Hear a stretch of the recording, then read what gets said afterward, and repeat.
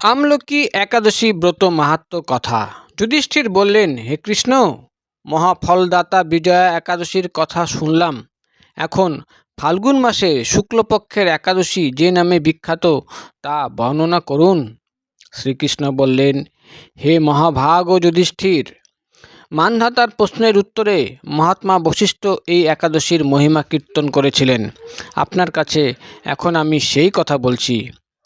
এই একাদশীর নাম আমলকি। বিষ্ণুলোক প্রদানকারী রূপে এই একাদশী বিশেষভাবে মহিমান্বিত। একাদশীর দিন আমলকি বৃক্ষের তলে রাত্রি জাগরণ করলে সহস্র গাভীদানের ফল লাভ হয়। হে পাণ্ডুনন্দন, পূর্বে ব্রহ্মার রাত্রিতে দৈনন্দিন প্রলয় উপস্থিত হলে স্থাবর জঙ্গম সহ দেবতা, অসুর ও রাক্ষস সব কিছুর বিনাশ হয়। তখন ভগবান সেই কারণ সমুদ্রে অবস্থান করেন। তার মুখপদ্ম থেকে চন্দ্রবর্ণের এক বিন্দু জল ভূমিতে পড়ে। সেই জলবিন্দু থেকে একটি বিশাল আমলকি বৃক্ষ উৎপন্ন হয়। এই বৃক্ষের স্মরণমাত্র গোদানের ফল, দর্শনে তাহার দ্বিগুণ এবং এর ফল ভক্ষণে 3 গুণ ফল লাভ হয়। এই বৃক্ষে ব্রহ্মা, বিষ্ণু আর মহেশ্বর সর্বদা অবস্থান করেন। এর প্রতিটি শাখা প্রশাখা ও পাতায় ঋষি, দেবতা ও প্রজাপতিগণ বাস করেন।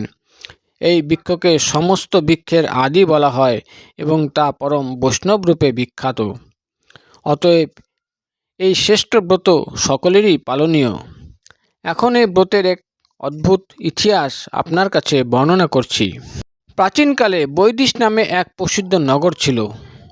এই নগরে চৈত্ররথ নামে এক রাজা রাজত্ব করতেন। চন্দ্রবংশীয় পাশবিন্দুক রাজার পুত্ররূপে তিনি জন্মগ্রহণ করেন। তিনি অত্যন্ত শক্তিমান ও ঐশ্বর্যশালী ছিলেন। শাস্ত্রজ্ঞানেতে তিনি ছিলেন সুনিপুণ। তার রাজ্যের সর্বত্রই মনোরম আনন্দপূর্ণ এক দিব্য পরিবেশ লক্ষ্য করা যেত। প্রজারা ছিলেন বিষ্ণু ভক্তিপরায়ণ, সকলেই একাদশী ব্রত পালন করতেন। তার রাজ্যে কোনো অভাব অমঙ্গল ছিল না। এইভাবে প্রজাদের নিয়ে রাজা চৈত্ররথ সুখে দিন যাপন করতে থাকেন। এক সময় ফাল্গুনী শুক্লপক্ষের দ্বাদশীযুক্ত আমলকি তিথি সমাগত হওয়ায় রাজ্যের সকলেই এই ব্রত পালনের সংকল্প করলেন। ওই দিন প্রাতঃস্নানের পর প্রজাদের নিয়ে রাজা ভগবান শ্রীবিষ্ণুর মন্দিরে যান। সেখানে সুবাসিত জলপূর্ণ কলস, ছত্র, বস্ত্র, পাদুকা, পঞ্চরত্ন ইত্যাদি দিয়ে সাজিয়ে স্থাপন করেন।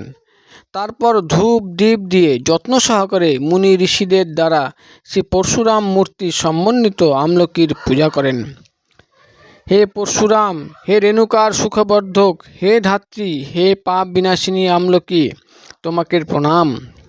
আমার অর্ঘ্যজল গ্রহণ করো। এইভাবে দিনে যথাবিধি পূজা, স্তব, স্তুতি, নৃত্য গীত করে রাজা ভক্তিভাবে সেই বিষ্ণু মন্দিরে রাত্রি জাগরণ করতে লাগলেন। এমন সময় দৈবযোগে একটি ব্যাধ সেখানে উপস্থিত হয়। পূজার সামগ্রীসহ বহু ব্যক্তিকে একত্রে রাত্রি জাগরণ করতে দেখে সে কৌতূহলাকান্ত হলো। সে ভাবল, এসব কি ব্যাপার? বিষ্ণু মন্দিরে প্রবেশ করে সে বসে পড়ল। কলসের উপর স্থাপিত বিষ্ণুমূর্তি দর্শন করল। ভগবান বিষ্ণু ও একাদশীর মাহাত্ম্য সে মনোযোগ দিয়ে শুনল। সারাদিন ওই ব্যাধ কিছুই আহার করেনি। এইভাবে ক্ষুধায় কাতর হয়ে সেখানে সে রাত্রি জাগরণ করল। পরদিন প্রজাসহ রাজা নগরের দিকে যাত্রা করলেন। সেই ব্যাধও তার গৃহে ফিরে গেল। তারপর এক সময় ব্যাধের মৃত্যু হলো। একাদশীতে রাত্রি জাগরণ ব্রত প্রভাবে সেই ব্যাধ পরবর্তী জন্মে এক রাজ্যের অধীশ্বর রূপে নিযুক্ত হলো। জয়ন্তী নামে এক নগরী ছিল। সেখানে বিদুরথ নামে এক রাজা বাস করতেন। ওই ব্যাধ বিদুরথ রাজার মহাবলী পুত্ররূপে জন্মগ্রহণ করেন। তার নাম হয় বসুরথ। 1,00,000 গ্রামের আধিপত্য তিনি লাভ করলেন। তিনি ছিলেন সূর্যের মতো তেজস্বী, চন্দ্রের মতো কান্তিমান ও পৃথিবীর মতো ক্ষমাশীল। বিভিন্ন সদ্গুণে ভূষিত বসুরথ পরম বিষ্ণু ভক্তিপরায়ণ হন। এই মহাদাতা রাজা একবার শিকার করতে গিয়ে পথ ভুলে যায়। গভীর জঙ্গলের মধ্যে ক্ষুধায় পীড়িত হয়ে তিনি ক্লান্তিবশত শুয়ে পড়েন।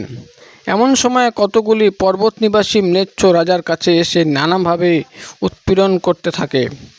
রাজাকে তাদের শত্রু মনে করে তারা তাকে হত্যা করতে চেষ্টা করে। পূর্বে এই রাজা আমাদের পিতামাতা পুত্র পৌত্র সবাইকে মেরে ফেলেছে, আমাদের গৃহছাড়া করেছে, এইরকম বলতে বলতে ম্লেচ্ছরা রাজাকে হত্যা করতে উদ্যত হয়। তারা বিভিন্ন অস্ত্রশস্ত্রে তাকে আঘাত করতে থাকে, কিন্তু আশ্চর্যের বিষয় তাদের সকল প্রচেষ্টা ব্যর্থ হয়। রাজার কোনো ক্ষতি তারা সাধন করতে পারেনি। তখন রাজার শরীর থেকে নানা অলঙ্কারে বিভূষিতা এক পরমা সুন্দরী স্ত্রী মূর্তি আবির্ভূত হন। মহাশক্তিধারিণী ওই নারী অল্প সময়ের মধ্যে সকল পাপী ম্লেচ্ছকে নিধন করল। রাজার নিদ্রাভঙ্গ হল। এই ভয়ানক হত্যাকাণ্ড দেখে রাজা অত্যন্ত বিস্মিত হলেন। তিনি বলতে লাগলেন, আহা, আমার শত্রুদের হত্যা করে কে আমার প্রাণ রক্ষা করল? এমন কৃপালু কে আছে?